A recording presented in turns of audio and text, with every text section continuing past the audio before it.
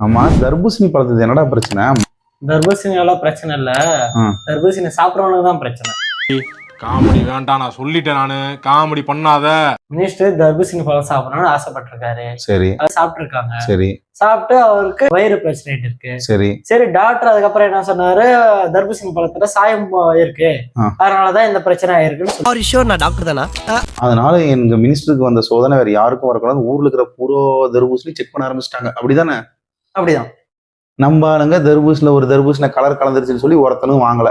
ஏரியால ஒரு குழந்தைய நாய் கடிச்சிச்சுன்னு சொல்லி முனிசிபாலிட்டியில எழுதி கொடுத்தீங்களே, நாய் வண்டி வந்துச்சா? நாய் வண்டி எல்லாம் வராது. ஏன்னா அந்த நாய் மினிஸ்டர் கடிக்கல. மினிஸ்டர் இல்லைன்னா மினிஸ்டர் வீட்டுல யாருன்னா ஒருத்தர் நாய் கடிச்சாதான் நாய் வண்டியே வரும். அதானே உலக வழக்கம். அப்போ ஒவ்வொரு பிரச்சனையும் பெரிய ஆளுங்களுக்கு ஆனாதான் நம்ம தமிழ்நாட்டுல ஆக்ஷனே எடுப்பாங்க. சரி, கஷ்டப்பட்டு விவசாயம் பண்ண விவசாயிக்கு ஸ்ரீனிவாசா கோவிந்தா, ஸ்ரீ வெங்கடேசா கோவிந்தா.